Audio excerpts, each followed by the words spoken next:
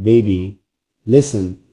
Right now I need you to hear this with your full heart.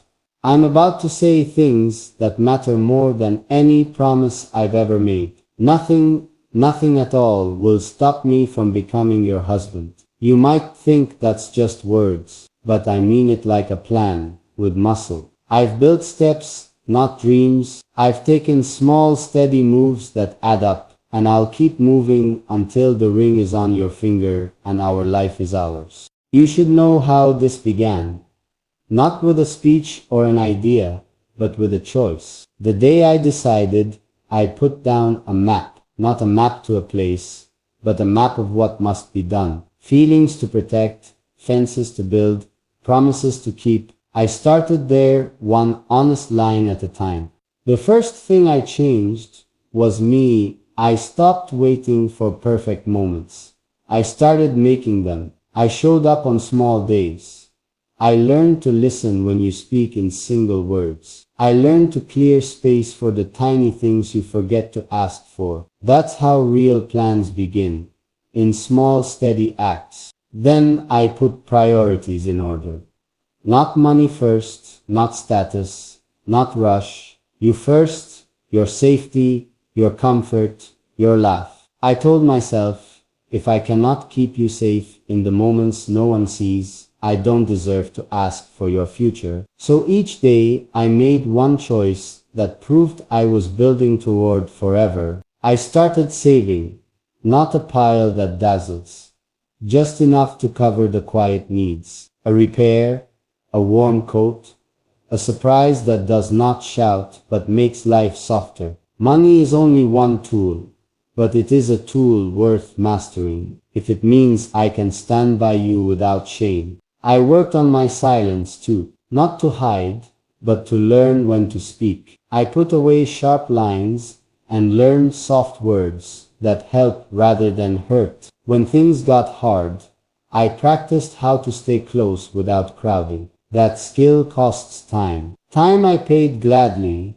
because I want us to last. I made friends with my fears. I asked them questions. What will break us? What will tempt us? What will we regret? And then I wrote steps to meet those things. Talk first, step back second. Get help when the knot is too tight. Plans that last, don't leave things to chance. I also prepared for the people who might say no.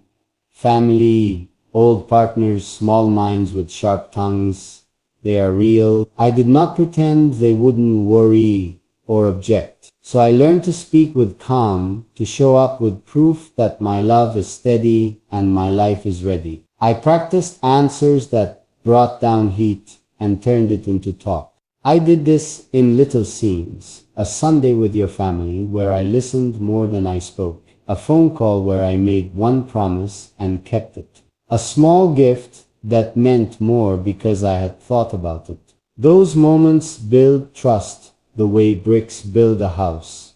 There were tests I did not choose, times when money was tight, when work called at bad hours, when fear knocked at the door and wanted me to run. In each of those moments, I showed up anyway. I paid the small bills, mended the small breaks, and showed you that I stay when life becomes heavy. That is worth saying again. I stay. Love that lasts is not loud. It is the steady presence that turns storms into weather you can stand in together. I fought off the easier roads. It would have been so simple to take the fast thing that looked like success. I could have said yes to ways that promise quick gain but no deep root. Instead, I chose the slow path that makes a future real. That decision feels small today and huge later, and I want the huge to be ours. I planned our home in my head, the way a careful builder plans corners. Not just a nice place, but a place that makes space for your habits, your fears, your soft ways. A kitchen with a chair you love. A shelf with room for every book you keep. A window that faces morning light, because I learned how your smile opens with the sun. Every trivial detail became a promise I'd keep. The best vows are the ones you live before you say them. I want to show you every day what I mean. Not only say it at a ring, I also learn to ask for help. Not every man knows that asking is strength, but I did.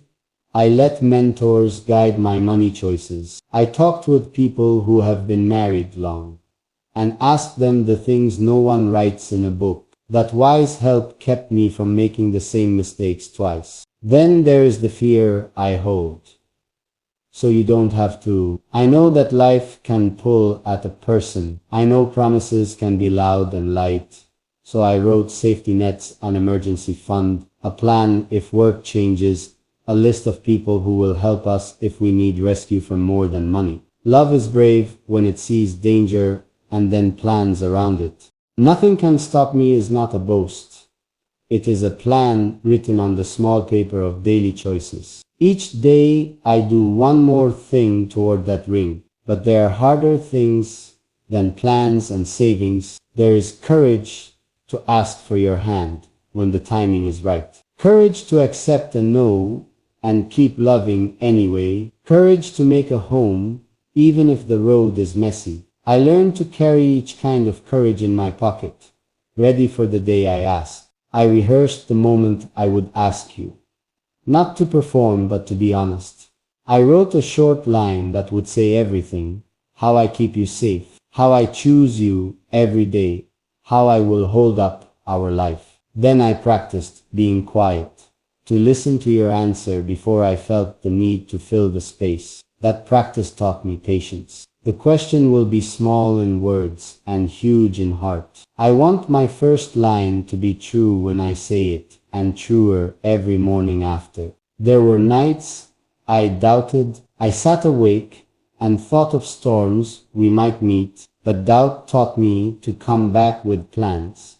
When fear knocks, I offer a schedule, a fix, a call to a friend who will sit with me until the tide passes. Doing the work when scary things come is the only way to keep the promise alive.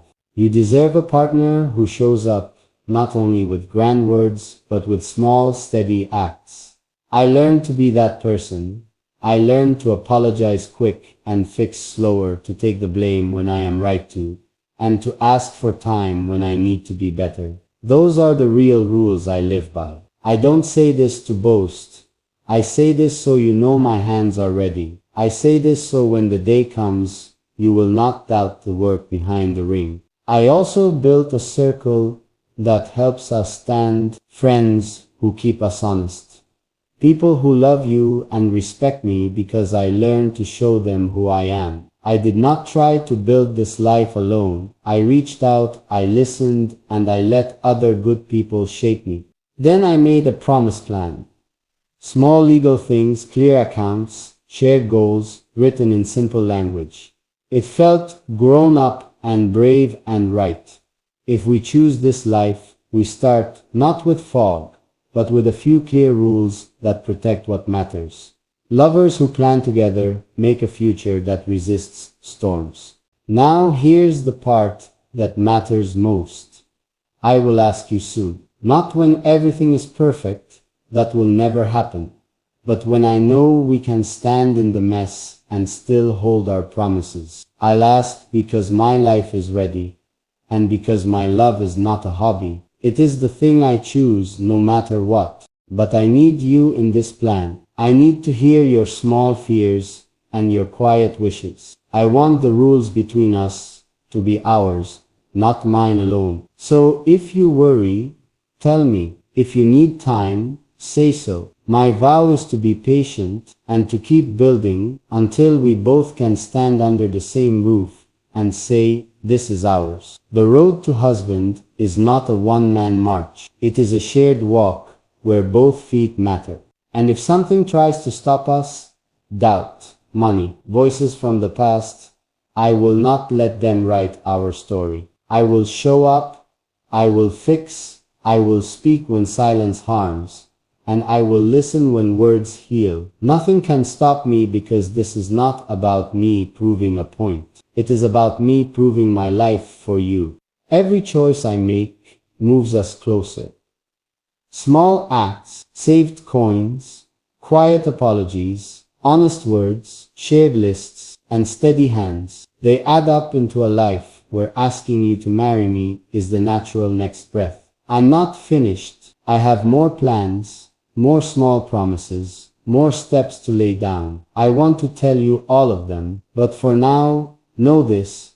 I am working, I am steady, I am coming toward you with patience and plans and a heart wide open. I want to paint the moment I will ask you, not as a show, but as a quiet truth. I imagine a small place where we both feel safe, where the noise of the world is soft, and the air holds only what matters. It might be a bench under a street lamp, a simple room with warm light, or the kitchen table where we first cooked something real together. The place is not what makes it real.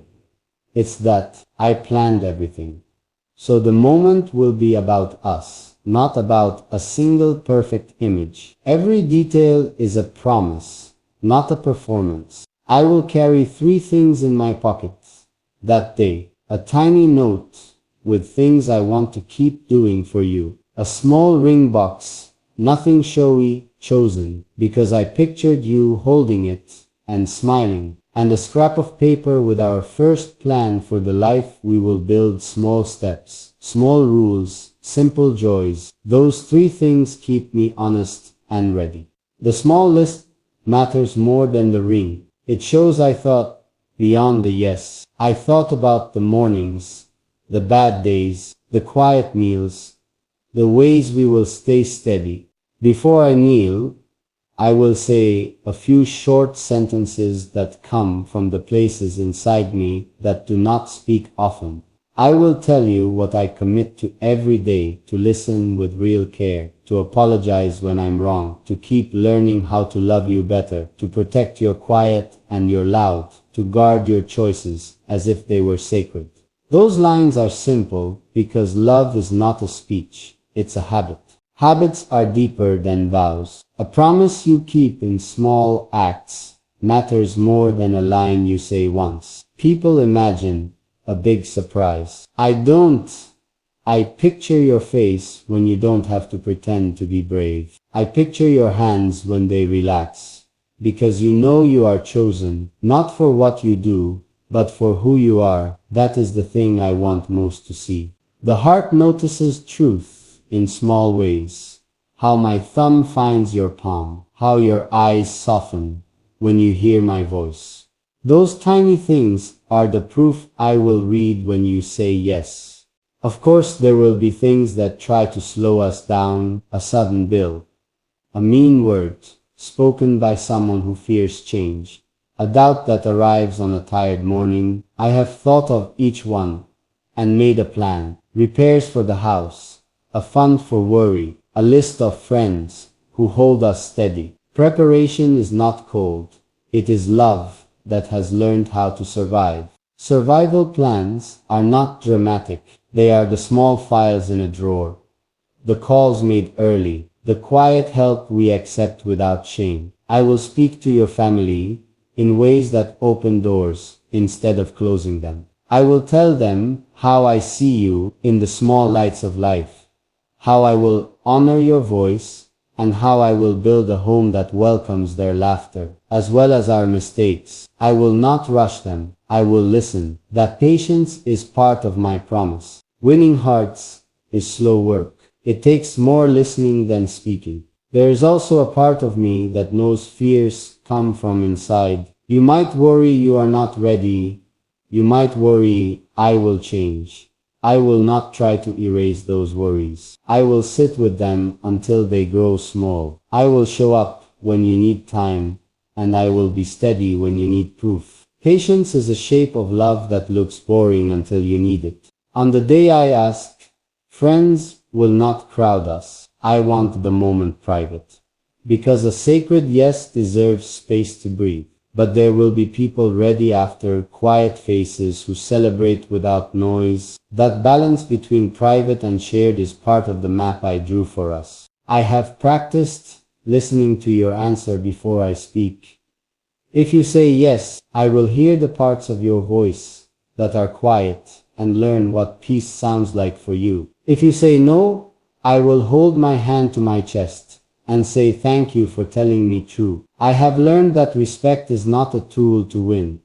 It is the core of any life we build. The courage to accept any answer shows the depth of my choice. I do this so you can feel safe to answer from your whole heart. There are small rituals I will bring to our life.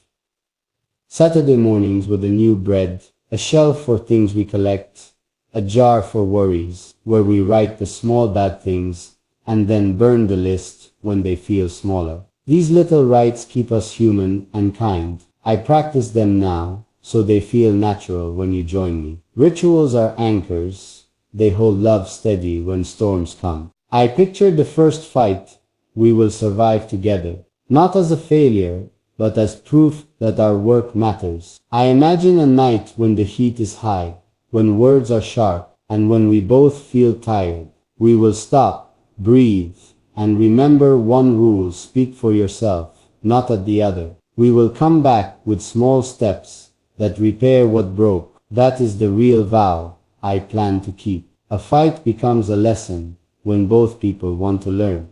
There are days I imagine failing. The ring might be years away. The road might be longer than I think. I keep those thoughts not to scare me, but to give me fuel. When doubts visit, I answer them with small acts. A call, a visit, a note left on the table. Action quiets fear faster than promises do. I have also learned how to ask for the life I want without demanding it. I will not force plans on you. I will not make lists you didn't agree to.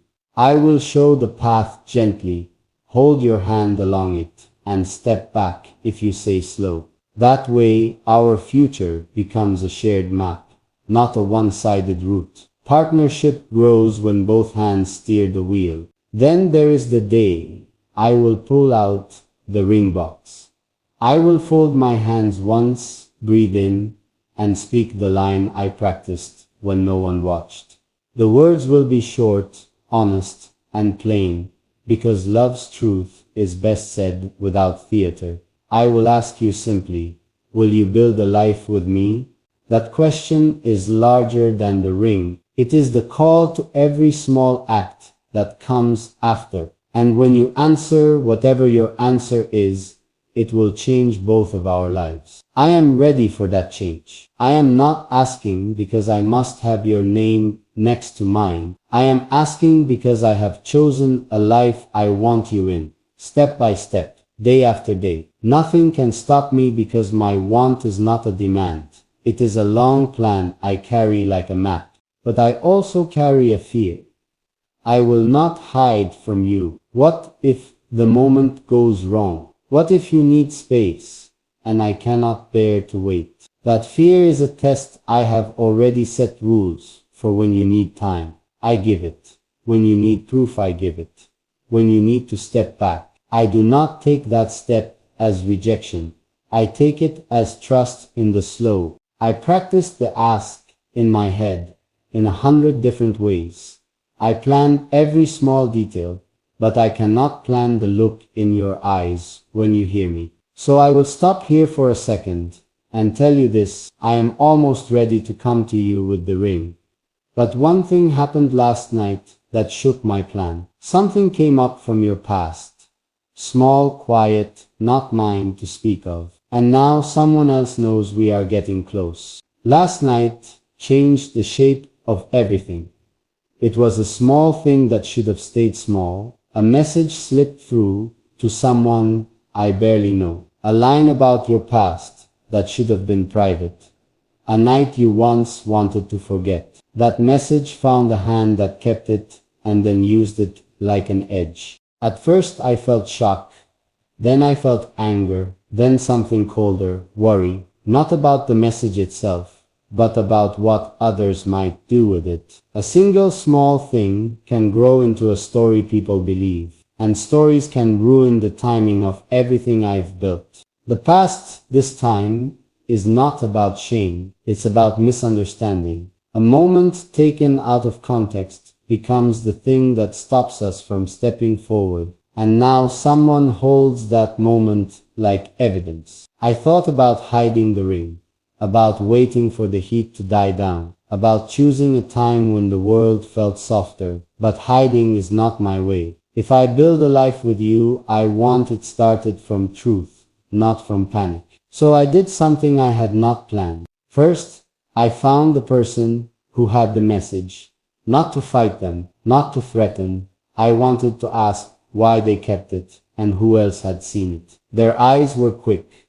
like a person caught with a small thing they didn't deserve to hold. When I asked, they looked away and said, "It was given to me. I thought you should know." That answer opened another door I did not expect. Sometimes the people who think they help actually push the match closer to fire. That person believed in drama more than in mercy. Next, I reached out to the one who first sent the line.